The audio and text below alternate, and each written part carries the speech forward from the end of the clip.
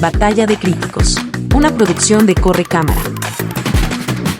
Bienvenidos amigos a una emisión más de Batalla de Críticos. El día de hoy vamos a hablar sobre dos celebraciones, dos extremos, el recuerdo de Día de Muertos y el terror de Halloween. Hoy vamos a decir quién tiene la opción más aterradora, y para eso están aquí acompañándonos en Batalla de Críticos tres grandes amigos. Bienvenidos a una entrega más de Batalla de Críticos. En esta emisión nos acompañan Norma Lorena Loesa, querida amiga y gran conocedora del género de terror.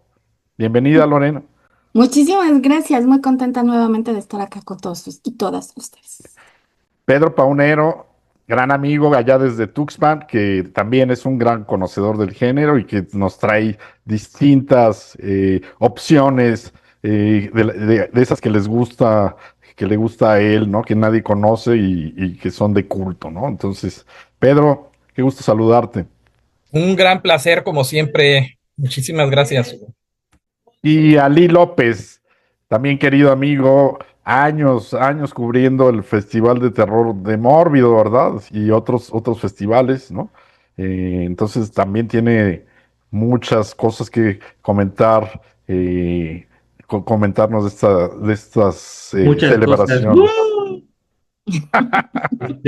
Sí, pues aquí andamos en estas fechas que siempre son propicias para esto, pero como fanáticos, pues lo decimos esto para todo el año, ¿no? Como diría José Alfredo Jiménez.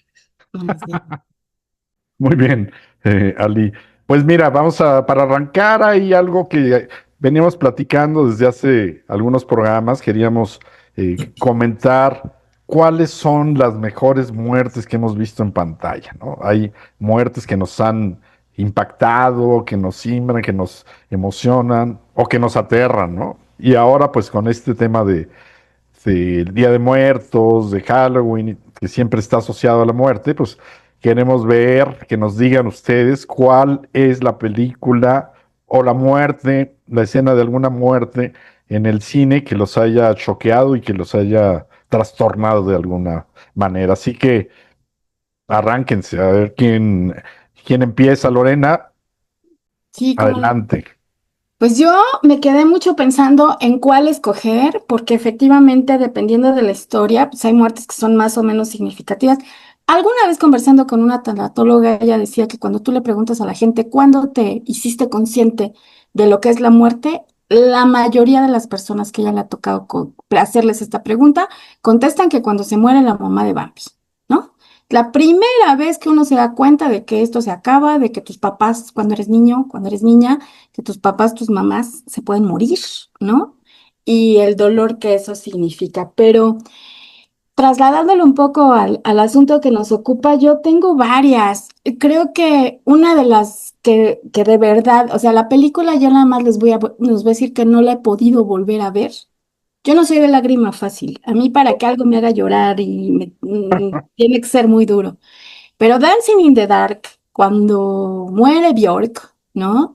Para mí esa es una escena sumamente perturbadora. La película en sí misma, para mí es una película perturbadora. Me trastornó tanto que no he podido volverla a ver. Me da De miedo. Lars von Trier, ¿no? Me da de Lars von Trier y esta escena cuando toda la película es de verdad muy dramática, pero la Muy escena de dramático. la muerte de Bjork la tengo grabada a fuego y me parece una escena súper impactante. Y ya hablando de películas de terror, creo que La Profecía, la primera, tiene todo un catálogo de muertes perturbadoras, ¿no? La niñera que se avienta de la ventana, el sacerdote al que le cae una lanza del cielo, quién sabe de dónde.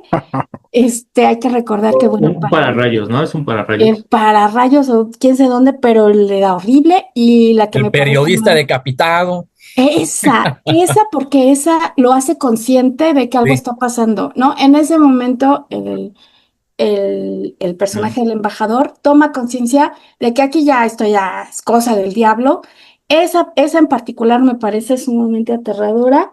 Y otra que viene del anime, La tumba de las luciérnagas, cuando la niña fallece, es otra de las muertes más impactantes desde el punto de vista argumental de la historia y de lo que eso significa, que creo que también merece ser nombrada. Sí, Aquí desde va. luego. Y además, pues, una buena baraja de opciones que nos dan, no solo de películas de terror, ciertamente, hay películas dramáticas, históricas de otros géneros, donde las muertes que ocurren, pues, nos, nos ponen en otro nivel dentro de la misma experiencia cinematográfica, ¿no? Así es. A ver, Pedro, ¿tú qué nos dirías de qué muertes? Bueno, ahora sí que creo hace mucho tiempo habíamos charlado acerca precisamente de la muerte de este personaje en la profecía, que a mí también me parece sumamente impactante. Habíamos coincidido, Norma y yo, en algún post en Facebook de eso. Sí, está brutal, brutal, ¿no? Y en la segunda, creo que es la segunda, o no recuerdo si es ahí, cuando cae el ascensor y también es partido en dos un personaje. Es Es, la 3, creo, ya cuando es eh, adulto, ¿no? Con Sam Neill, no creo. me acuerdo, pero está también absolutamente brutal esa. Bueno, pero para mí una de las más icónicas por la estética y que precisamente de alguna forma sintetiza lo que es este subgénero, el giallo, me refiero al giallo, es la muerte de Pat al principio de Suspiria.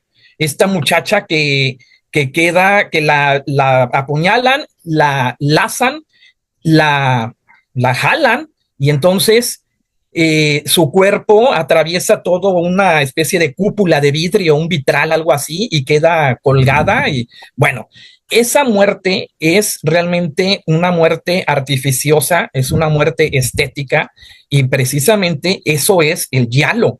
El Claro. giallo son muertes absolutamente cuidadas, pero impactante lo es, por supuesto que sí. Sin embargo, también nos está hablando pues de toda esta cuidadosa construcción de lo que es el diálogo, crear una muerte que no es realista y sin embargo te impacta, ¿no? Esa me parece a mí verdaderamente fascinante desde muchos puntos de vista. El, la construcción de la escena, los cortes, ahora sí, los cortes reales, ¿no? Cómo cae en el vidrio, la lluvia de cristales hacia el centro de la entrada esta de la Academia de Danzas. Yo pondría esa. Muy bien. Ali, cuéntanos.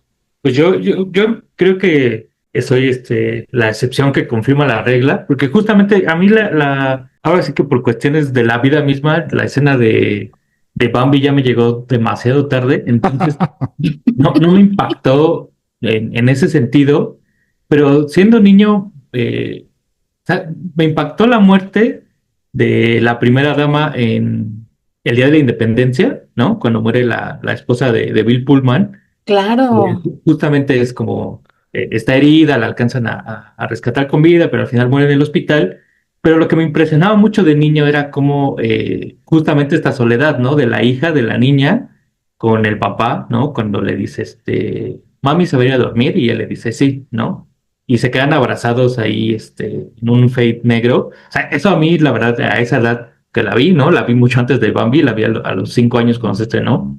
Creo que en ese sentido, para mí, esa fue la muerte de Bambi, ¿no? La muerte de la primera dama del Pues, Día de la Independencia, la esposa de Bill Pullman. como en Todos tenemos una muerte de Bambi como en en... un nivel más dramático, ¿no? Digamos, Sí, sí, y les digo, pues al más que final, aterrador. Ok.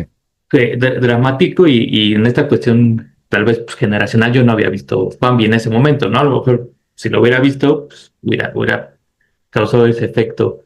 Y creo que para mí, pues la muerte más importante en la historia del cine, porque siempre lo he dicho, marca una antes y un después, pues es la escena de la regadera en Psicosis, ¿no? Es pues es brutal, ¿no? Es brutal. Ahora tal vez para las generaciones que ya sin ver la película conocen la escena, ¿no? Tal vez no cause tanto impacto, pero pues cambió la forma de hacer cine, cambió la forma de concebir la Bueno, se experiencia. suponía que no había que ser obvio, ¿no? Esa era, yo creo que es la más citable, la muerte de la regadera, obviamente la muerte en la regadera de Psicosis. Y es muy interesante que los millennials que descubren el blanco y negro lo hacen con Psicosis en estas fechas, en el Spooktober. Esto es sumamente, sumamente interesante. Y gracias al Nosferatu nuevo del 2024, están regresando al cine mudo también. Pesadísima la de Murnau, pero es esencial. Pero cuando descubren el cine de terror en blanco y negro, lo hacen a través de Psicosis. Eso sí es. Y en efecto, todo el mundo cita la escena de la bañera, de la regadera, pero no saben de qué película es. Y además, sí. Sí, no saben, ¿no? Pues cierto, yo ya escribí acerca de eso, porque es verdaderamente interesante cómo los chicos ven esta película y, ok. Oye, Ali, ya te dijeron millennial, ¿eh? Así que no sé cómo vas a...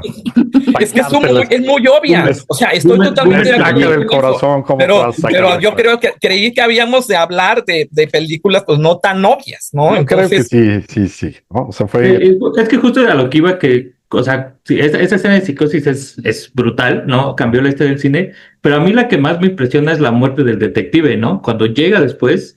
Claro. Que entra a la casa y que de repente en un chirrido, ahí es otra vez los chirridos estos de violines, porque justo, o sea, tú ya llegas a la película sabiendo qué va a pasar en la regadera, ya es como cultura general, pero enfrentarte a todo el resto de la película es impresionante, ¿no? O sea, no solo esa escena, es una película Pero completa. además, un poco ligándolo con lo que decía Pedro hace rato de la primera muerte en Suspiria, esta también es una escena meticulosamente cuidada, matemáticamente diseñada. Alguna vez yo tuve oportunidad de que alguien explicara cómo hicieron la toma, cuántas cámaras había, la toma hacia la regadera. Hitchcock era un perfeccionista, ¿no? Entonces, la escena, que dura segundos, no creo que no llega ni al minuto, fue planeada meticulosamente justamente para lograr ese efecto. O sea, tampoco es casualidad, como bien dice Ali, que sea una escena tan importante en la historia del cine, porque estaba muy cuidada. No nada más era generar terror, por mostrar algo grotesco de repente, un jump scare y vámonos. Estaba pensada para generar esta reacción y que perdurara a lo largo de los años, y definitivamente lo logró. Sí, mostrar sin mostrar, porque Hitchcock era tan conservador. Sí, el tipo era un oxímoron viviente, porque era muy conservador, y entonces aquí la gente cree ver la desnudez del personaje, y no, para nada. Entonces todos estos cortes exactamente están hechos para mostrar sin mostrar. Así, y es, pues es de cajón para estudiar en cine. Así es. Es diferente a la relatada en el libro, ¿no? En el libro de Psicosis de Robert Bloch, entra con un hacha y la decapita, ¿no? Sí. Robert Bloch es un escritor barato. Y es uno de los clásicos, mejores ejemplos que siempre me preguntan, ¿hay alguna vez que la película supere a la obra? No, pero Bloch todo lo supera, todas las películas, todas las adaptaciones. Pero creo que hay muchas. Sería igual para otro capítulo, ¿no? Sí, de cuántas películas superan la versión escrita, pero si tuviéramos que elegir alguna. Las Diabólicas. Supera la novela de también. Las Diabólicas superan, obviamente la primera adaptación supera a la novela de Clouseau no me acuerdo. Bueno, son un dúo de autores y se lleva a la novela. Bueno, El Callejón de las Almas Perdidas, primera adaptación, supera por completo la película a la novela.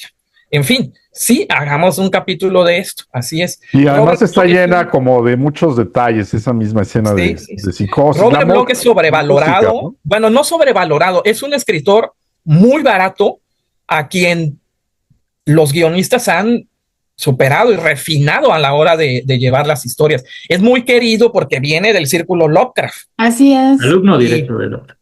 Y luego pasa... Para que vean que no siempre el alumno supera al maestro. Sí. ¿No? Y para mí otra muerte también creo que muy significativa en mi andar cinéfilo, el final de Veneno para las Hadas, ¿no? De Ana Patricia. De Carlos Enrique Taboada, ¿no? La muerte de Ana Patricia Rojo, ¿no? Bueno, Carlos Enrique Taboada también tiene un catálogo muy bueno en Más Negro que la Noche. Yo de niña me acuerdo que me impactó mucho Lucía Méndez con las agujas de tejer en el pecho, y la muerte de quien es disculpen ustedes, pero la mamá de Paulina, Susana Dos Amantes, que aparece colgada en la biblioteca. Taboada también tenía un ojo es la primera muerte de esa película. Y es tremenda. Yo tenía, bueno, ya voy a ventanear aquí horrible, pero yo era niña y yo las vi en cine, ¿no? Entonces, Era muy impactante. Carlos Enrique Taboada tiene también este olfato muy fino para entender que cada muerte es una puesta en escena. Y una puesta en escena que si no está bien cuidada no pasa del jumpscare, no pasa de la salpicadera de sangre, ay, qué horrible, ay, qué asco y se acabó. No, estas muertes todas se te quedan en la memoria, ¿no? Y justo como dice Pedro, viene también esta idea del giallo, ¿no? O sea, es más o menos contemporáneo, es posterior a Psicosis y anterior a los slashers. Entonces tienen como estas puestas en escenas interesante, que creo que en el cine mexicano él es el de lo que mejorcito hace, ¿no? O sea, Se pone la vara más alta, ¿no? En y ese muy tema, alta, ¿no? porque Construye. no recuerdo, o sea, hay chistosadas, ¿no? Pero en realidad no recuerdo como tantas escenas de muerte bien... La del Torito, ya habíamos dicho que bueno, No, sí, bueno. Pues sí, esa es un algo que no impacto puede faltar, sentimental. ¿no? De Ismael Rodríguez, ¿se acuerdan en la azotea también? La escena de la Ah, azotea. la del el tuerto, ¿no? Que es El esta tuerto. Sí, pelea entre Oigan, y Pepe también el saben Toro cuál y el tuerto, ¿no? de niña nos hizo llorar mucho a mis hermanas y a mí, Marcelino Pan y Vino. ok. Híjole, ahí no sé, Norma. Ahí la Ahí verdad, estábamos mal, ¿verdad? yo creo ahí que pega.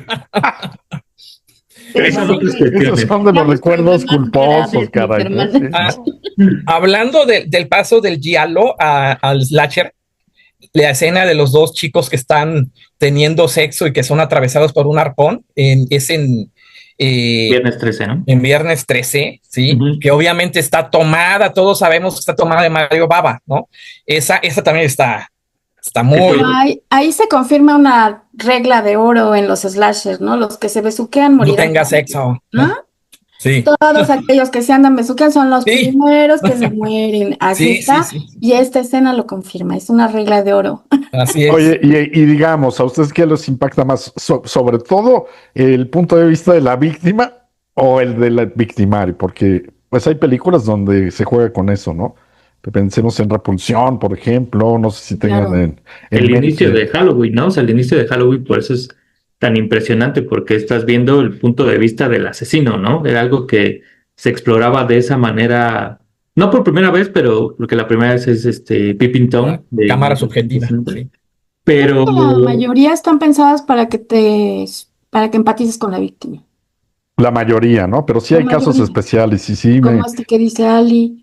Repulsión, ¿recuerdan? Lo de Polanski, ¿no? sí, Repulsión, que es una joya, ¿no? Polanski tiene como este rollo de hacer cómo te afecta el encierro en esta trilogía de los encierros, Repulsión, Bebé de Rosemary, El Inquilino, ¿no? De cómo el encierro te cambia y te va enloqueciendo poco a poco. Nadie como él para nombrarlo. Y sí, efectivamente, Repulsión tiene además ¿no? O sea. Yo sí creo que hay un rollo primero, hay un libro español de cine que tiene un título que me encanta y que explica muy bien esto. A final de cuentas, eres lo que te persigue, ¿no? Y eso Ajá, de sentir sí. que viene corriendo detrás de ti un tipo loco, habla de tus propios miedos. ¿Qué te persigue?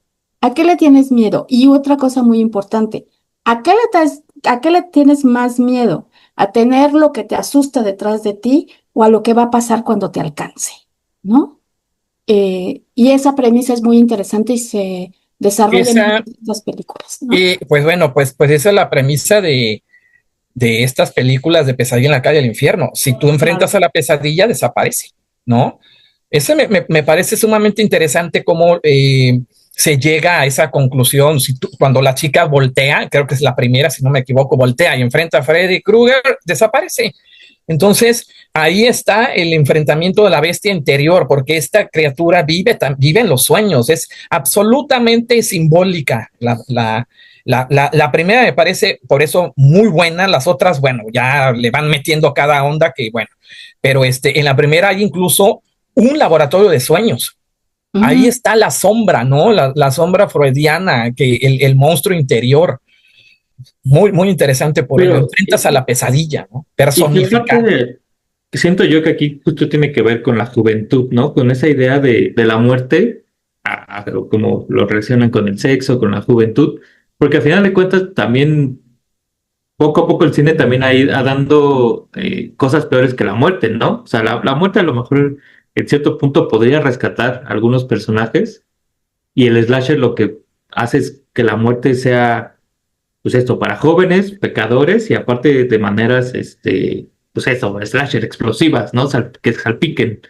Y creo que por eso es que impacta, ¿no? Porque pues al final de cuentas, creo que o la muerte de la niña en Veneno para las Hadas, ¿no? Lo que impacta es esa edad a la que provoca, ¿no?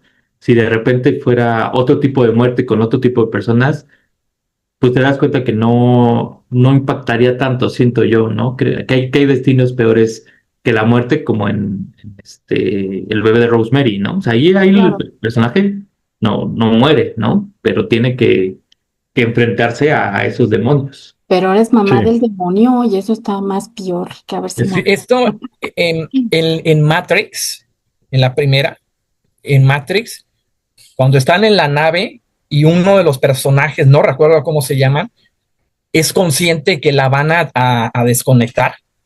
Recuerden que en Mm, ese futuro toda la humanidad está dormida, sí, en unas cápsulas. Si te desconectan en la cápsula, o sea, tú mueres dentro de la Matrix. Entonces, esa fue la película que a mí me puso como en el centro de lo que es la conciencia biológica y psicológica acerca del hecho de morir. Me impactó muchísimo saber el personaje sabía que estaba siendo desconectada. Entonces, revisen la escena y van a ver el impacto que tiene, porque si nos situamos en esto que viene siendo la Matrix es una especie, a ver, ¿cuál es la verdadera diégesis en la Matrix? Hay una diégesis superior, la de las cápsulas, y una historia enmarcada que conforma toda la película, que es lo que estamos viendo de los personajes en acción en lo que llaman la matriz, ¿no? Informática, pero en realidad la historia primera es la de las cápsulas, esa, y de ahí se deriva todo lo demás, una especie de subdiégesis. Entonces es absolutamente impactante cuando tú te das cuenta que son conscientes, durmiendo estos personajes.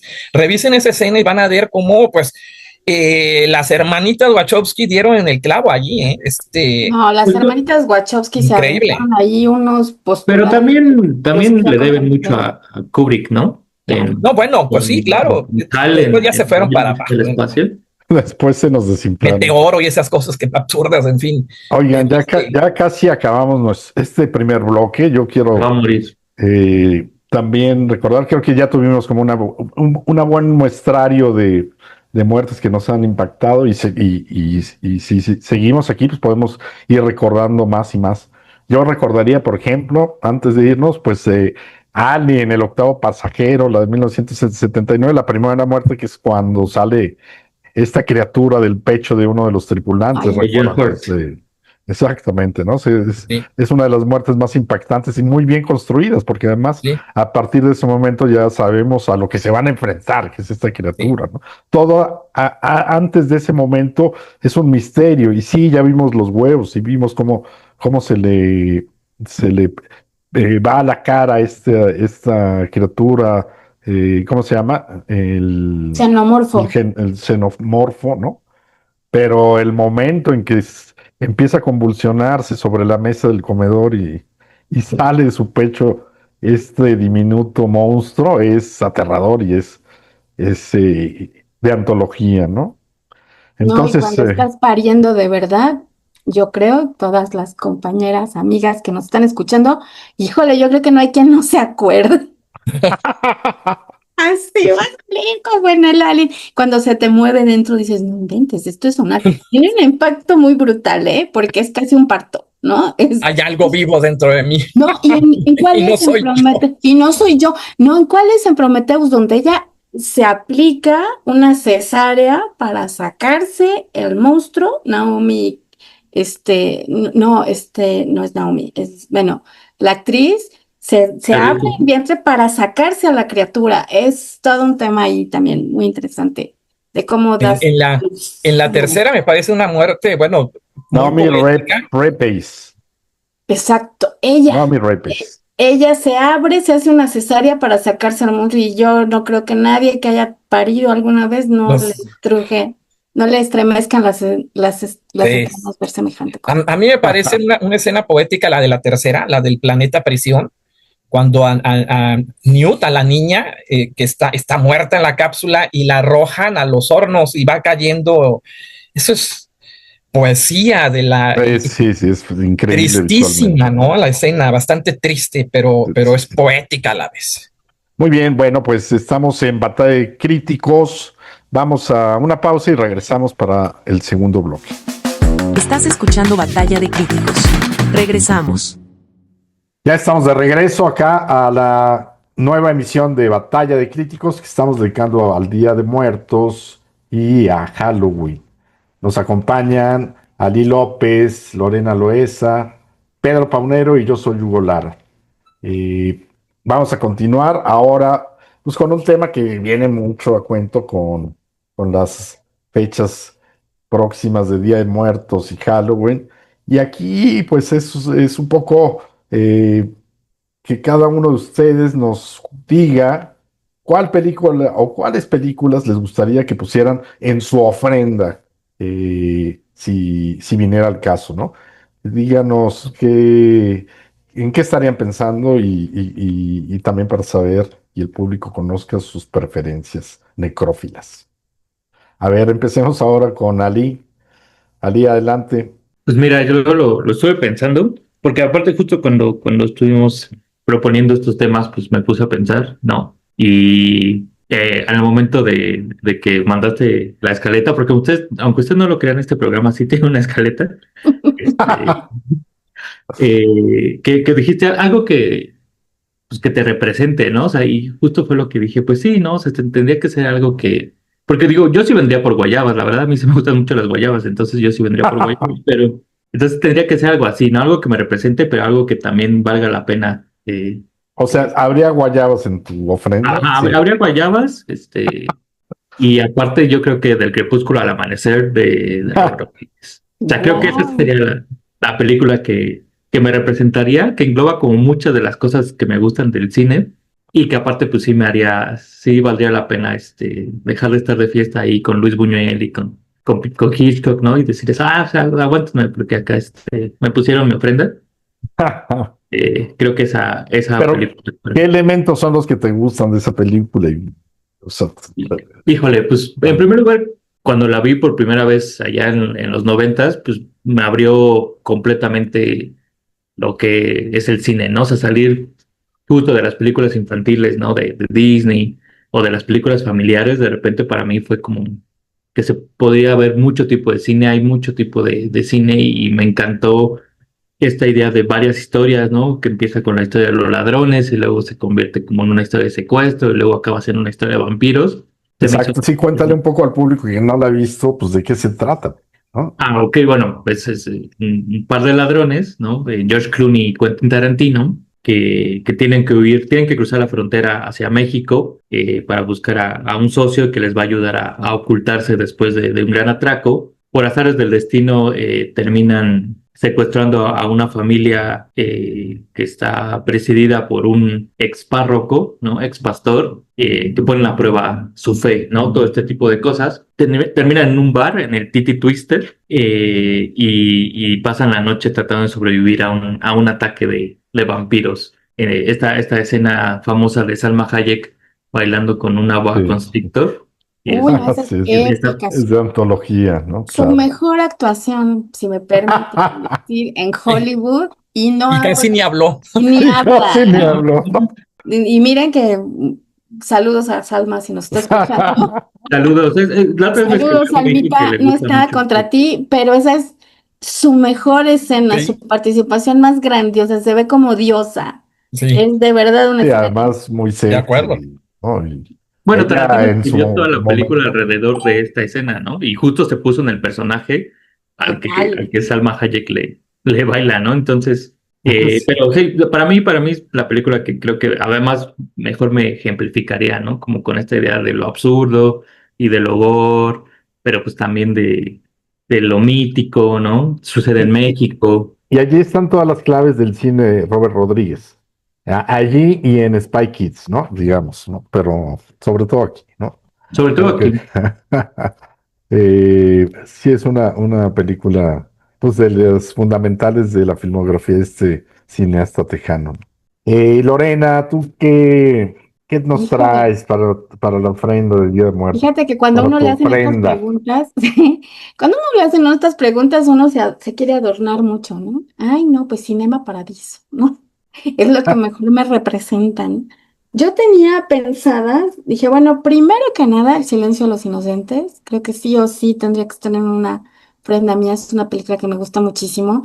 Yo sí quiero El vivir con silencio, Anthony, claro, Anthony Hopkins fantástico. por siempre parado frente a esa pared de cristal, haciéndole preguntas a Jodie Foster, más que preguntas, sacándole la sopa. Creo que es uno de los grandes momentos del cine. Pero para no pecar de soberbia y de más, le pregunté a mi hijo, ¿no? Oye, ¿tú qué pondrías en mi ofrenda, no? Y nos reímos mucho porque lo primero que él pensó, dijo, yo te pondría Megamente. Y la verdad es que sí, Megamente es una película que me encanta. Esta idea del villano que no quiere ser villano, pero y ahora es el bueno y hay muchos diálogos muy divertidos respecto a eso, ¿no? De yo quiero ser el malo, pero en realidad yo no soy el villano, ¿no? Y cuando ya no tiene con quién pelear, que carece de sentido, ya no tiene al antagónico y entonces pierde sentido, es muy interesante. Y otra cosa que me encanta de esa película es el soundtrack, ¿no? Es un soundtrack de metalero para una película de niños, porque evidentemente yo la vi cuando fui mamá, y es una película que me encanta y también definitivamente la pondría. Y también me dijo Damián, ¿y sabes cuál no puede faltar en una ofrenda tuya? El Día de la Bestia, ¿no? Porque ustedes no saben cómo me he reído yo de eso. Vuelvo a ver esa película y la vuelvo a ver. Cómo deconstruye todos los clichés del género, especialmente de este que tiene que ver con los niños diabólicos. El hijo del diablo va a nacer, ¿no? Y esa es la premisa fundamental de todo un subgénero del terror. Aquí Alex de la Iglesia hace una creación suprema, ¿no? Esa escena justamente donde el sacerdote que quiere evitar que nazca el demonio va a la tienda de discos y busca puros de heavy metal, justamente porque allá están los mensajes secretos. No saben ustedes, yo vuelvo a ver esa escena y me muero de risa. Y otra película que siempre veo y me la sé de memoria, puedo cerrar los ojos y verla en mi mente, es Gladiador, ¿no? Creo que también es una Ridley de Scott, ¿no? Sí, caray, y creo que es una de las películas que si me la encuentro, la vuelvo a ver hasta, me la sé de memoria. Hay diálogos que puedo repetir dormida, ¿no? Y creo que también la pondría. Oye, bueno, es una película, claro, la historia de un gladiador romano con esta gran superproducción que es, eh, pues, inolvidable, ¿no? Creo que Inolvidable, el dialoguito ese la de, segunda parte es bastante malita, hay que decirlo. hay que decirlo, pues es que es un despropósito. Yo creo que la película cerraba perfecto, no teníamos para qué hacer una segunda. Se les agradece, ¿no? Vimos a Denzel Washington y a Pedro Pascal, se les agradece mucho. Y hasta ahí. Pero ese diálogo de soy el esposo de una esposa asesinada y el padre de un hijo asesinado, y he de cobrar venganza en esta vida o en la otra. Uy, ustedes no saben. Un diálogo que no iba a decir, pero Que que no sí. iba a decir que le parecía horrible y ahora Sí, es con el que más lo recordaremos, ¿no? así es.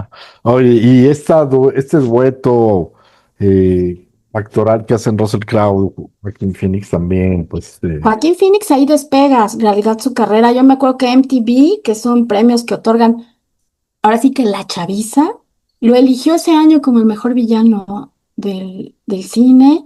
Es cuando nos empezamos a fijar bastante en él. Hace un papel grandioso, lo aborreces al condenado con toda tu alma, ¿no? Y de verdad que es una gran película, es un melodrama si ustedes quieren, pero hecho con elementos históricos, en aquel entonces no como en la segunda, pero No, muy bien investigado, hay investigación profunda la de por segunda me qué, parece insoportable. Y nos ¿no? enviaron hasta el disco y todo por los Golden Globes, y ahí lo sí, sí. tengo, pero oye, Bueno, la escena de los barcos es una cosa muy extraña, por decirlo menos, pero Gladiador, la primera, creo que es él, todos sabemos que Scott es un director medio, ay, ¿cómo podríamos decir? Pues va de las grandes películas a pifias muy extrañas, de una Últimamente película, va de ¿no? pifia en pifia, ¿no? Últimamente va de Ahí pifia en está pifia, creo Napoleón. que lo mejor de Ridley, ay, sí, qué cosa. Lo Lo mejor mejor de de Ridley Reed Scott, yo creo que fue ya en lo los vimos, setentas, ¿no? y En Gladiador los es ochentas, Gladiador, Alien son lamentablemente. Napoleón es una comedia, oye. horrendo, Y una comedia involuntaria. pero Gladiador sí me gusta y también la pongo. Napoleón es el Joker con tricornio. Es el Waterloo de Ridley Scott. El Waterloo de Ridley Scott. Sí, muy desafortunado. Pero bueno, de las que mencionas, sin duda, El silencio de los inocentes también es una de mis favoritas. Me encanta esa película A mí y ahora como que muy resucitó un poco con esto. Bueno, nunca se ha ido. Es una película que yo eventualmente revisito porque me gusta mucho cómo está construido el guión y lo desarrolla el director Jonathan Demme. Y este personaje de Ed Gein, que ahora fue revivido en la serie de Netflix, no sé si ya la vieron. Sí, yo he visto las series. Hay una de Clarice que es bastante buena. Y bueno, la de Hannibal, con otro gran monstruo que es Mads Mikkelsen. Yo creo que Clarice, que es el personaje que hace Jodie Foster, la sargento Sterling, ¿no? así es. La serie que hacen sobre Clarice, creo que es muy buena. Y bueno, Mads Mikkelsen hace una recreación del personaje, pero conservando algo que el personaje tiene y que por eso es inmortal. Es el perturbado más fino y refinado de la historia del cine, ¿no? Sí, el tipo se comía a la gente, y etcétera, pero con muy buen gusto y de verdad, Pero bien sazonado todo. muy sazonado. No, que sazonado, o sea, No, el tipo de alta las cultura. escenas de cocina son una cosa grandiosa, Sí. ¿no?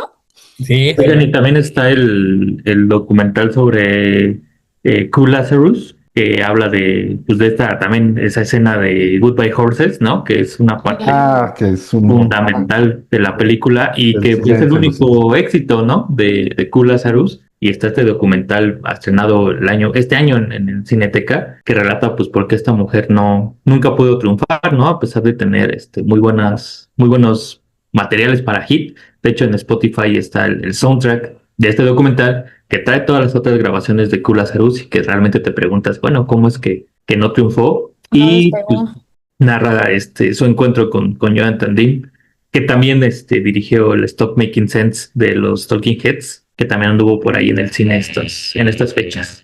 Sí, Jonathan Demme, pues un director tal vez no con tanta proyección como otros de su generación, ¿no? Pero Pero sí muy consistente, para que sí veas. tiene películas que vale la pena revisar, ¿no? Una vez más, ¿no? Tal vez no tan famoso, pero sí bueno, ¿no? Y del personaje, bueno, de Ed Gein, decíamos que según esta serie de Netflix, no solo inspira las películas como El silencio de los inocentes, sino también Psicosis y Halloween, ¿no? Por cierto, ¿no? Fíjate que con Entonces, esta película, en realidad son 5 actores los que han hecho el personaje de Hannibal Lecter. Todos recordamos a Anthony Hopkins por obvias razones, pero ya había habido, en realidad, El silencio de los inocentes es el segundo de una trilogía de sí, libros, ¿no? sí. En donde Hannibal Lecter era un personaje secundario, ¿no? La actuación de Anthony Hopkins, el guión con el que Sí. construyen la película y la dirección de Jonathan Demme lo convierte en un clásico de todos los tiempos. O Sí. sea, aquí también hay un fenómeno muy interesante de cómo una serendipia que probablemente no esperaban, ¿no? Incluso la primera versión del Silencio de los Inocentes que se llama Manhunter, Sí. el Hannibal Lecter es un gran personaje, pero No, es una escenita, es aparece. una escena, ¿no? Sí, No recuerdo el nombre del actor, es quien sale en Succession, es el, sí. el patriarca de Succession, pero finalmente es Anthony Hopkins el que convierte al personaje en lo que Es su papel, es el papel, yo Es creo que el es. papel. Brian Cox. Brian Cox, justamente. Él es el primer Hannibal Lecter, ¿no? En esta película de Manhunter. Después viene Anthony Hopkins. Después hay una versión de ¿cómo se llama? Pues de un Hannibal Lecter joven, ¿no? Y después tenemos a Mads Mikkelsen, ¿no? Entonces, de todos estos actores, el que logra hacer la creación del personaje un ícono del cine es Anthony Hopkins, no cualquier actor, no cualquier trabajo. Hay un montón de clichés que vamos a ver repetidos en otras películas inspiradas en psicópatas y que, insisto, le queda el honor de ser Es el perturbado. el papel de su vida, ¿no? Así es. Como Norman Bates, Anthony Perkins Anthony Perkins. también, o sea, Que Norman Bates también está basado en Ed Gein, ¿no? Sí, Eso, así es. eso se dice. Eso se dice. Y el actor joven que dices que interpreta a Hannibal Lecter joven es Es Gaspar Ulliel. Gaspar Ulliel, que ya falleció también, por cierto. Sí. Falleció hace como unos 3 años. Y la Muy película de joven. Hannibal Rising. Exactamente, que cuenta la historia del Hannibal joven, ¿no? También es un gran papel. El libro es muy interesante porque habla de cómo un psicópata no nace sino se hace, ¿no? Y hace un muy buen papel, pero pues, ¿qué les digo? ¿Cómo competimos con esta escena de Anthony Hopkins atrás de la pared de cristal, ¿no? Es mucho. Claro. No, y ¿sabes qué más? Que abre, digo, algo que a lo mejor ahorita ya no nos resulta tan extraño, pero en esa época abrió para el Oscar el cine de terror, ¿no? O sea, es de las pocas películas nominadas y premiadas que están en el género del terror, ¿no? Y que ha habido muchas antes y muchas después que merecían nominaciones y que merecían menciones y que resultaba prácticamente imposible, ¿no? La academia desdeñaba mucho este Claro, tipo de cine mucho y asquito.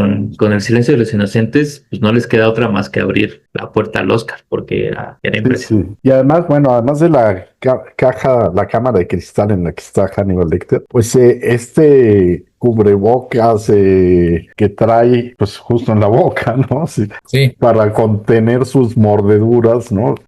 Pues yo no lo había visto hasta esa película y sí era súper inquietante, ¿no? Hoy en día una de las máscaras Tenías- más vendidas para Halloween. Exacto, ¿no? Era un bozal, ¿no? Que Un tenías Sí. para bozal así que de no... cuando. Viene algo de la estética BDSM, esa, y quien no esté familiarizado con la estética BDSM, pues precisamente sí te impacta, que es la misma de Hellraiser, con Pinhead y todos los.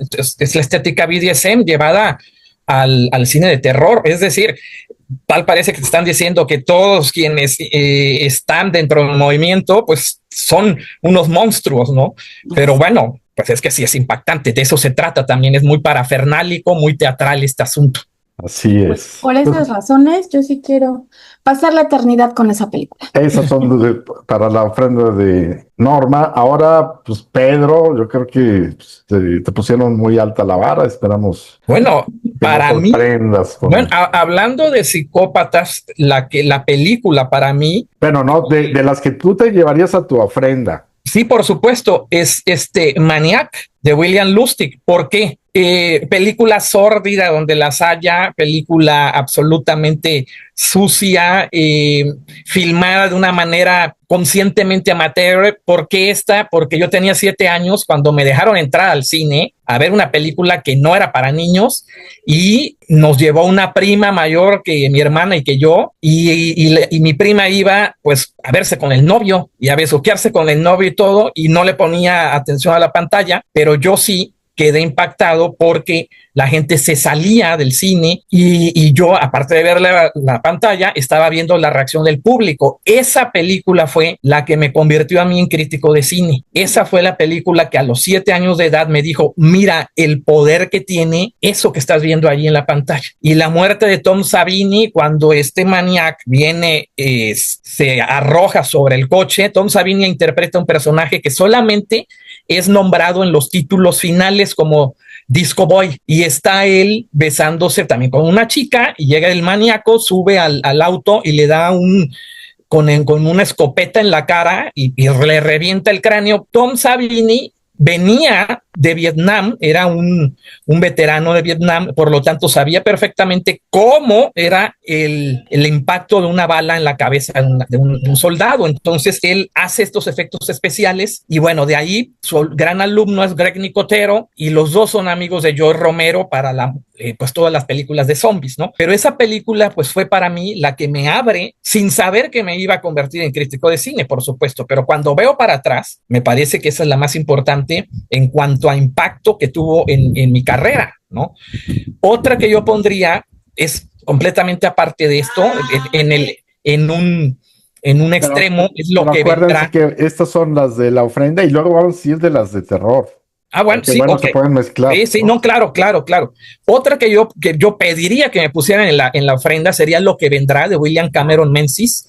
El guión lo hizo H.G. Wells, ni más ni menos, uno de los dos padres de la ciencia ficción. Todavía vivía él cuando la película esta se lleva a la pantalla, es en 1936, y prevé los bombardeos sobre Londres. La película tiene un rango de 1936 a 2036, pero es la película, tal vez la primera auténtica película de ciencia ficción. Me estoy saltando a Metrópolis, por supuesto, porque a mí siempre me ha parecido un híbrido entre expresionismo gótico y ciencia ficción. Esta es auténticamente pura en cuanto a los elementos de ciencia ficción, abarca la utopía, abarca todo despliegue y evolución científico a través de 100 años.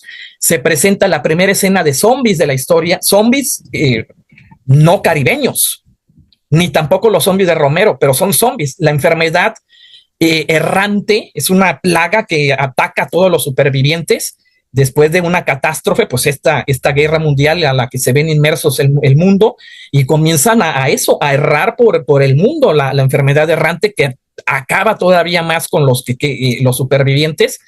Es un tipo de ciencia ficción muy idealista, cuando la ciencia ficción todavía soñaba, y ya de ahí para acá, excepto Blade Runner y Kubrick, todo lo demás es cliché. Todo lo demás es una serie de repeticiones una y otra vez, ¿sí? Con raras excepciones, El planeta de los simios, en fin. Blade Runner sería otra, yo creo, también, porque lleva pues esta estética que pare el expresionismo de Fritz Lang con Metrópolis, pues a otro nivel, ¿no? Oye, y bueno, todas estas referencias que mencionas de ciencia ficción, sí, es una película esta que escogiste, muy especial, ¿no? Y muy poco vista, ¿no? Entonces yo creo que dile al público dónde las puede ver, porque... Pues está en YouTube completa, está hasta coloreada por inteligencia artificial allí. Está la original en blanco y negro. Tengo pensado escribir para los 90 años de la película, pues un especial, un largo ensayo, porque sin esta película no existiría esta última de Coppola, no existiría. ¿Cómo se llama este fracaso de Coppola que es Megalópolis, ¿no? No, la última Megalópolis, exactamente. Entonces, Megalópolis viene de todas las construcciones arquitectónicas futuristas que William Cameron Menzies encuentra con H.G. Wells en Lo que vendrá. Es una gran película, es la primera película épica de ciencia ficción, y repito, cuando la ciencia ficción se atrevía a soñar en todos los aspectos del futuro. Y precisamente el tema es eso, el tema es el futuro y cómo me toca el futuro, si tenemos que ir a los viajes espaciales o no. Lanzan con un cañón, como en el viaje a la luna de Méliès, lanzan una especie de cápsula con forma de bala de cañón a las estrellas, y al final se preguntan dos personajes, ¿cuál será? ¿Cuál será? Es decir, ¿cuál será de esas estrellas a las que vamos a ir? Es la película que vieron los astronautas del programa espacial de la NASA cuando eran niños, y esa fue la película que los formó y que les dijo, oigan, allá arriba hay un destino. Esa es la gran película, por lo tanto, de ciencia ficción, me parece que de todos los tiempos, porque todo lo demás viene de eso. Ese es el padre de H.G. Wells, el que hizo el guión. ¿Qué opinan, Ali y Norma, de esta referencia que pone Pedro como la película fundamental de ciencia ficción? ¿Tienen ustedes otras? Pues es que todo depende, yo creo, en el momento en que te acercas a la ciencia ficción. Yo me acuerdo mucho de una película cuando la gente creía que todo lo animado era para niños, ¿no? Mi abuelo nos llevó un día a una matiné a ver la del Planeta Fantástico, le pusieron aquí, ¿no? Planeta con estos enormes monstruos azules, una película francesa. Para mí, esa es la primera vez que a mí me hizo pensar en esto que dije Pedro, ¿no? O sea, cómo se sueña el futuro, cómo... Yo pasé muchas noches de pesadillas de mi infancia soñando con los seres estos azules que tenían a la humanidad como mascota. Sí, es que sí, también presenta un elemento arquetípico en ciencia ficción, así es. Totalmente. Sí. Muy buena. Creo que la película es de los años 70, ¿no? Sí. Yo era niña. Animación, o sea, increíble. Animaciones. Que no es para niños, o sea. Pero no, mira, para nada. explícales a mi abuelo, vio matiné, vio que era animada. Sí, Sí. mete a verlas y nos regaló pesadillas por eso. No, bueno, lo mismo pasó con aquellas personas en Inglaterra que fueron a ver La colina de Watership y creían que era Disney en los 70s. Igual les pasó y se toparon, o Rebelión en la Granja, la primera versión también británica, o sea, llevaron a los niños. Exacto, no, así pasó con mi abuelo, que yo sé que lo hizo con toda la intención y además que contribuyó también, como dice Pedro, a que yo después me volviera cinéfila. La película ya la encuentran en cualquier lado. He visto que ya la venden en DVD. Antes era muy difícil de conseguir, por no decir, yo la busqué por muchos años, ¿no? Y ahora creo que ya está incluso en algunas plataformas. Algún tiempo estuvo en Movie. Sí, es una película de culto muy De rara. culto Sí. y demás, que ya es muy fácil encontrar, pero en su momento no lo era. Y además venía de festivales y de una serie de cosas. Y esto de decir, ay, todo lo animado es para niños, yo creo por eso también me gusta Megamente. Sí, esas películas rompieron ¿no? esa idea de que eran Pero para ahí, niños. por ejemplo, había todo que después veremos en otras películas como en El planeta de los simios. ¿Qué va a pasar con la humanidad cuando cuando ellos ya no seamos la raza superior, ni la más inteligente, ni la dominante, Sí, ¿no? sí. Que es muy interesante, pero sí era una película dura para ver a los 8 años. Un poquito, ¿no? Sí, Nada pero más tantito. No, bueno, Ralph Bakshi, ¿no? El que hizo la versión animada del Señor de los Anillos, o sea, pues la mayor parte de su trabajo en animación es para adultos. Claro. Completamente, ¿no? A excepción del Señor de los Anillos, pero todo lo demás, por eso le queda grande el Señor de los Anillos, y a pesar de que es de culto su adaptación, pero porque el tipo está dedicado a otra cosa, al erotismo. Todas estas películas que él hace animadas son para adultos. Claro. Muy bien, pues ya se nos está acabando el tiempo, así que vamos a hacer una pequeña pausa para el cierre de la emisión y regresamos en un momento. Estás escuchando Batalla de Críticos. Regresamos. Ya estamos de regreso aquí en Batalla de Críticos para el cierre de nuestro programa, esta emisión que estamos dedicando al Día de Muertos. Y ahora para cerrar, díganos, después de poner las ofrendas, pues, ¿cuál es la película ideal para ver o su película favorita para ver al día siguiente, ya en Halloween? ¿Qué es lo que ustedes recomendarían? Pedro, ahora te toca empezar.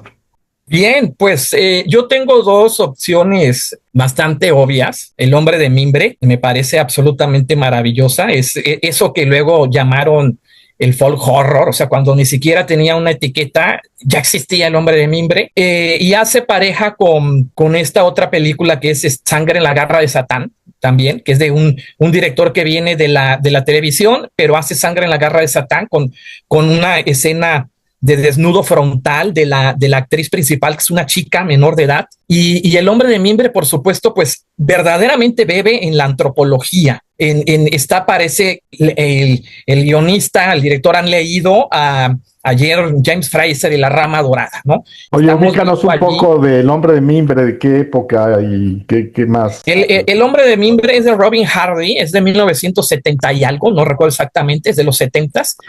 Pero la película, ¿de qué trata? Bueno, pues trata de una investigación, una investigación que un policía hace a una isla porque desapareció una niña, y todo es una gran trampa enorme, una gran trampa sacrificial, porque a él le tienden pues este juego, porque todo ritual también tiene que ver con el juego, tiene que ver con lo lúdico. Si no te diviertes en el ritual, pues no sirve para nada. O sea, eso de la solemnidad es mentira. En realidad todos participan para ello, ¿no? Para divertirse en esto.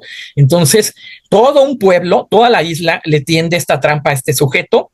Y lo más interesante de todo, en una escena en la cual la bruja iniciadora, que es la chica, la hija del tabernero, baila desnuda en su habitación, lo trata de seducir a este personaje, y este personaje es tan recatado y tan religioso que no acude al llamado de la bruja.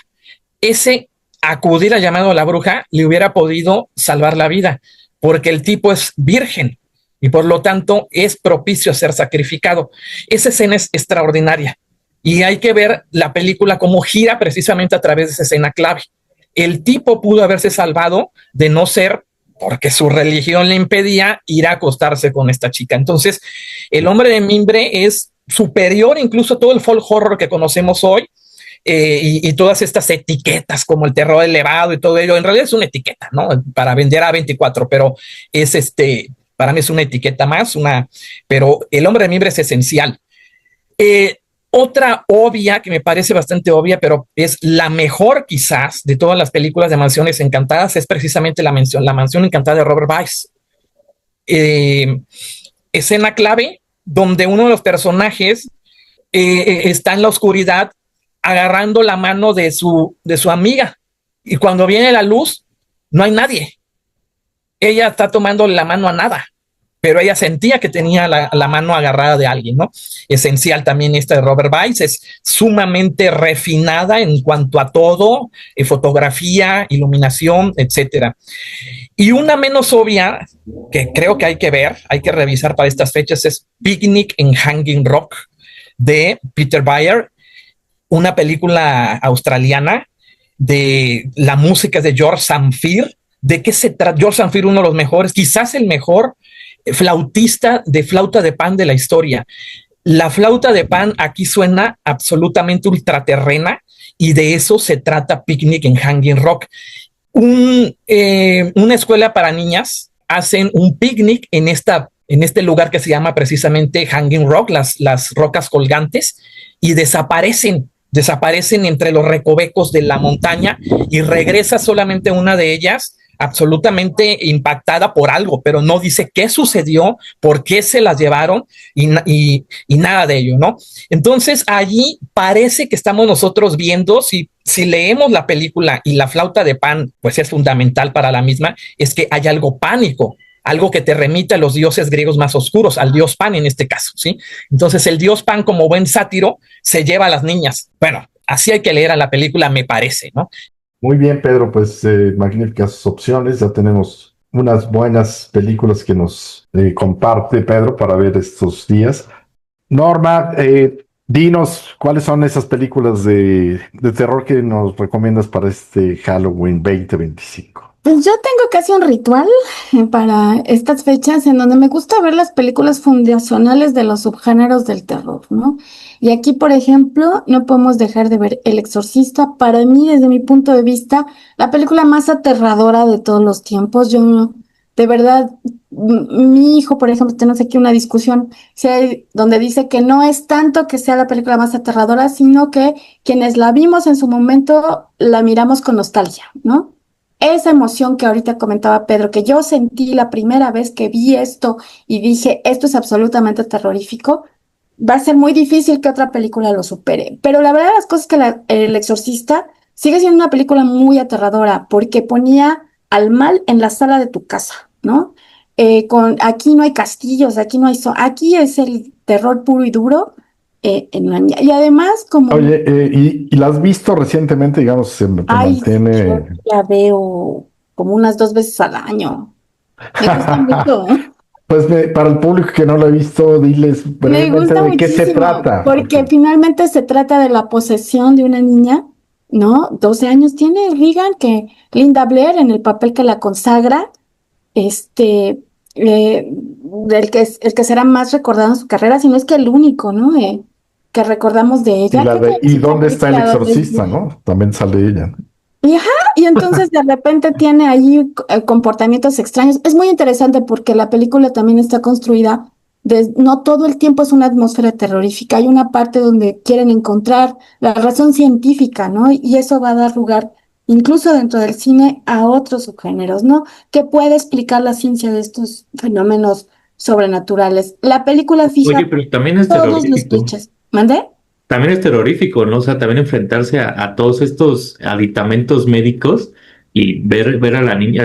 La aguja en el cuello, ¿qué te puedo yo contar? Y para quienes somos clientes frecuentes de las salas de urgencias, de verdad que tampoco estando ahí, no nos podemos no acordar, ¿no? De lo que significa toda la tortura médica a la que es sometida Regan, que es el personaje de Linda Blair, para saber si lo tiene. Sí, Además, y creo que por eso la película sigue funcionando, porque sigue, más allá de una película de posesiones, es una película de la fe contra la ciencia, del creer contra el no creer. exacto. Oye, Hay una la idea escena, del mal. la escena del dentista en el maratonista, con Claro. Dustin Hoffman y Laurence Olivier, que la hace ese igual, o sea, te remite el sonido de la fresa del dentista, ¿no? Como tortura a través de, hablando de los aditamentos médicos y que más parecen tortura medieval, ¿no? Así es. Pero todo eso, finalmente, que está en la película, a mí la verdad, alguna vez también escribí un ensayo de eso, ¿no? De la idea del mal que hay en El Exorcista, porque ahí hay una... A mí lo que me gusta de las películas de exorcismos y posesiones es que es una lucha frontal del bien contra el mal. El exorcista ni siquiera es Dios mismo, es un representante, es un mensajero, es el mandadero de la voluntad de Dios. Y por Sí, eso... medio. Él no sale, él no puede obligar al demonio a salirse. Y por eso le dice, el poder de Cristo te obliga, Sí, ¿no? Y demás. Otro día si quieren, ¿no? Oye, sí, pero, Vamos en eso porque es muy, muy, muy interesante. claro, Pero fija todos los clichés del género, todas las películas de exorcismos y de posesiones que vamos a ver después, generalmente se trata, la poseída es una niña, sí. adolescente o preadolescente, en muy pocos casos hay poseídos hombres, yo también sostengo que pues, el demonio sí tiene prejuicios de género, ¿no? Porque si va a ser poseída tiene que ser mujer y joven, pero si es el hijo del diablo, como en la Pues es profecía, que ese siempre es hombre, ¿no? esto también tiene que ver con el poltergeist. Por Según, supuesto. según los parapsicólogos, se relaciona con la pubertad femenina.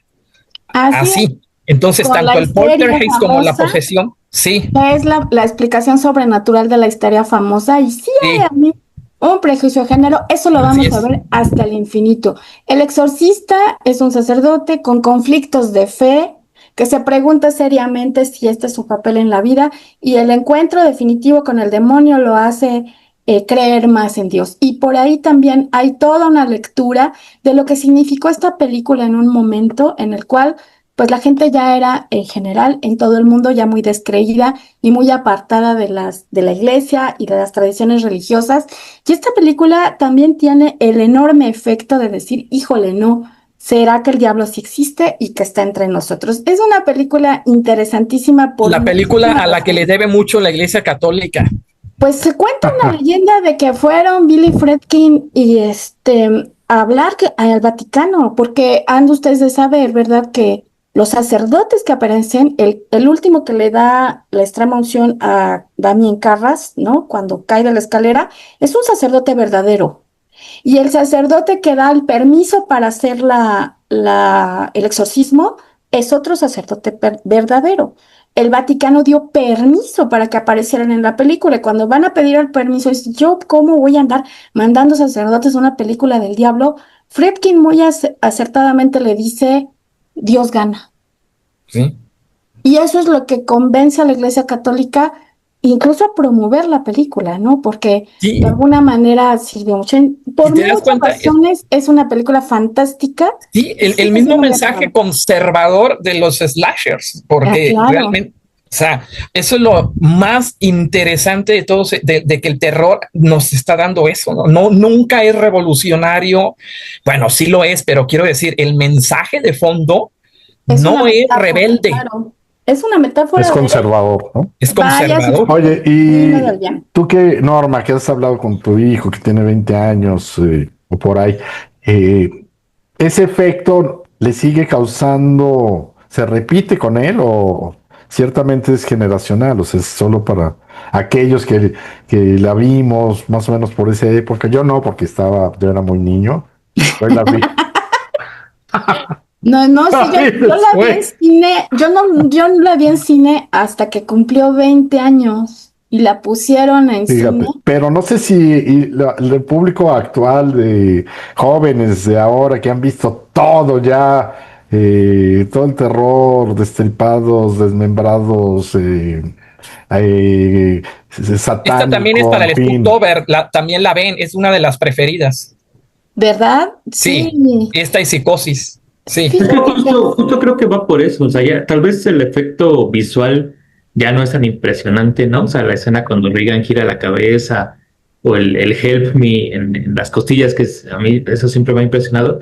Creo que en ese sentido sí no ha envejecido tan bien. El sonido de Gonzalo Gaviria ese sí ha envejecido súper bien, pero creo que justo lo que pone la historia es que va mucho más allá de esto, ¿no? O sea, esto Así que es. comentamos no es solo la anécdota de la niña poseída, sino es justamente todas las implicaciones del bien contra el mal, de lo moderno contra lo antiguo, e incluso de crecer, ¿no? O sea, creo que también en ese sentido, por eso podría afectar a muchas generaciones, porque tiene ya el drama mismo de, bueno, ¿quién soy yo en este mundo sin los que me rodean, ¿no? Sin, a final de cuentas, sin toda esta congruencia de personas que están al lado mío, ¿no? Y, incluso, por ejemplo, ahora ya hay debates más actuales sobre si Burke, el director, intentó violar a Reagan y por eso despertó el demonio y es cuando lo asesina. Por ejemplo, en el libro se centran más como en esta investigación policíaca, Ujú. que en la Sí. película pues casi no se ve. Creo que es una película que sí generacionalmente ha alimentado más cosas, ¿no? Más que perder, ha tenido como... Y te digo, además es fundacional. Yo creo que hay que regresar un poco, hablando de qué piensan los jóvenes. Yo creo que muchos de ellos se acercan, como lo que comentaban hace rato Pedro y Alías, a la escena de la regadera en Psicosis, ¿no? A ver, todos estos memes de la niña poseída, ¿de dónde vienen, no? ¿En qué contexto están? Se acercan a la película y sí encuentran reflexiones que tienen que ver con lo cotidiano. Yo creo que el gran acierto es, el diablo sí existe y está entre nosotros, ¿no? Y ese asunto es muy interesante. Otra película fundacional, el tema en este caso, a mí me gusta mucho que tenga el demonio en medio. El argumento van a ser el hijo del diablo y ahí sí la profecía es reina, ¿no? Todos los clichés del género de las películas donde el hijo del demonio van a ser y tenemos que evitarlo, están allí, ¿no? Viene, nadie cree, el chamaco es terrorífico, algo pasa con este niño, nadie le hace caso a la mamá acaba muerta, obviamente, y demás, todo está ahí. Entonces, yo sí generalmente me gusta volver a estas películas que son La Masacre en Texas, ¿no? Que inventa el slasher de Texas para todo el mundo y que también está basada en Game. Yo creo que hay que volver a ver esas películas para ver qué tanto estos clichés han evolucionado o no, los seguimos reproduciendo de manera prácticamente idéntica. Y de la nueva generación de películas, yo recomendaría muchísimo Longlegs, ¿no? Para mí, a mí me parece que aquí retomamos entre sobrenatural y psicópata, muy extraño. La actuación de Nicolas Cage creo que de verdad es muy buena. Creo que Nicolas Cage a estas alturas de su carrera está encontrando como lo que realmente quería hacer. Lo hemos visto últimamente en películas de terror que son verdaderamente, que le han significado un trabajo actoral fuerte. Longlegs también es un psicópata que aparece por ahí, que lo quieren agarrar.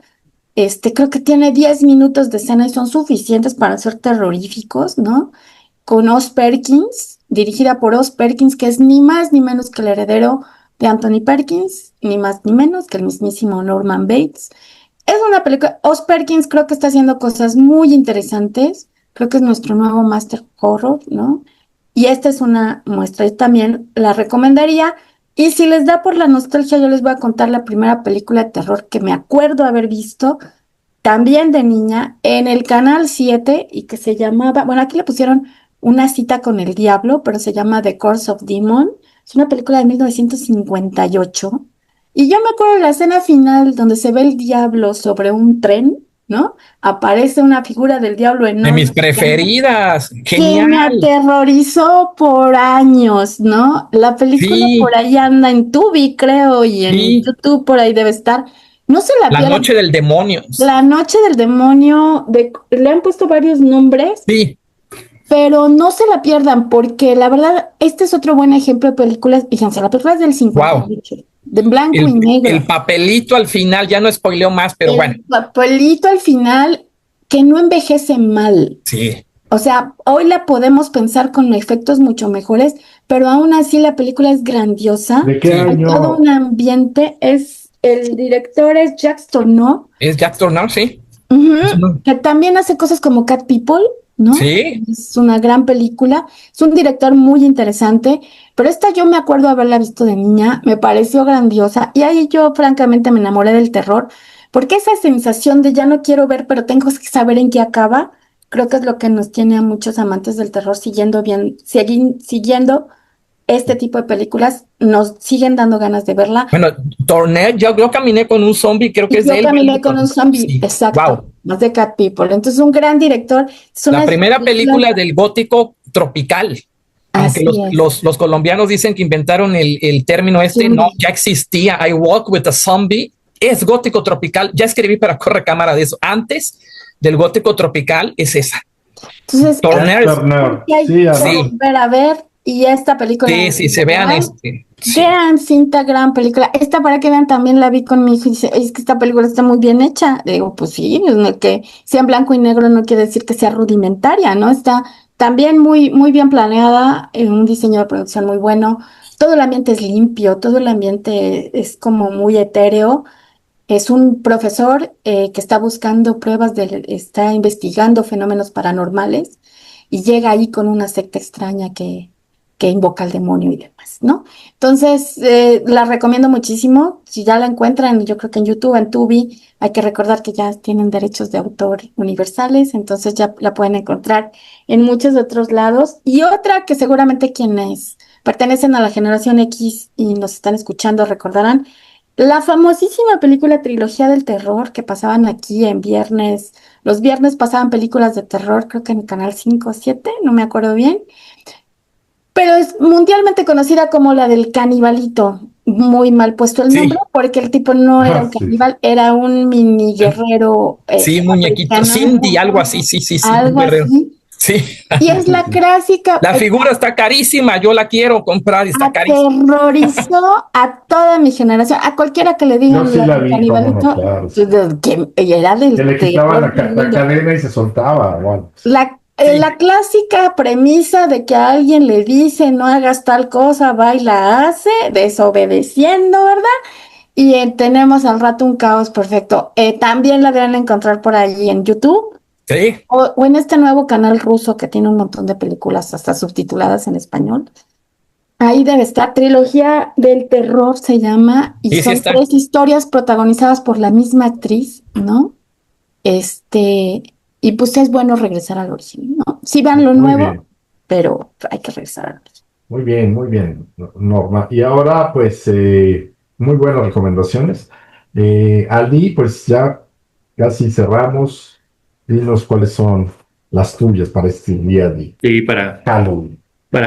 fíjense que justo yo tenía una tradición con unos amigos en estas noches cercanas a Halloween y a Día de Muertos, de hacer un maratón nocturno, ¿no? Empezar 8 o 10 de la noche y terminar al amanecer del siguiente día, toda la noche viendo películas. Poco a poco, conforme fueron pasando los años, se nos fue juntando más gente, ¿no? Entonces, ya logré una experiencia colectiva muy padre, un pequeño cineclub.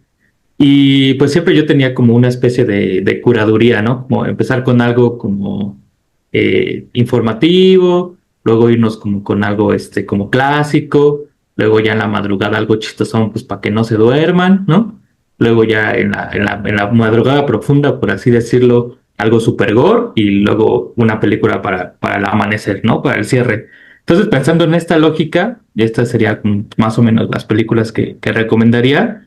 Primero, 7852, que es un documental de Alexander O. Philippe sobre justo esta escena de psicosis, la escena de la regadera. Todo el documental se concentra en la escena de la regadera, que son 78 cortes, 78 tomas, 52 cortes, por eso se llama 7852, y son cineastas, actores, productores, gente de otras artes, hablando específicamente de la escena de la regadera de psicosis. Es una película para mí indispensable para comprender la hechura del cine de terror, ¿no? No solo de esta escena, sino de qué está construido el cine de terror.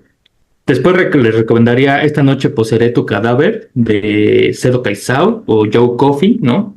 Cine de terror brasileño que tiene todas las películas de Cedo Caizao va más o menos de lo mismo. Este personaje trata de encontrar a la mujer perfecta para tener un hijo con el que pueda preservar su estirpe entre vampiresca, demoníaca, de brujas, y pues hace como una especie de casting, ¿no? Pero es como casting con Fear Factor, ¿no? Porque hace a las mujeres acá tener pues varios encuentros con alimañas, con otros seres que acaban perdiendo la vida. Entonces toda la película es en blanco y negro, hay una escena onírica donde al personaje lo llevan al infierno y es de color, pero es un color brutal, ¿no? Es un color de los 60s, de los 50s, en donde es una escena, de verdad, es lo mejor, de lo mejor que yo he visto en el cine, desde la puesta en escena, desde la forma en que está editada, desde la forma en que está hecha.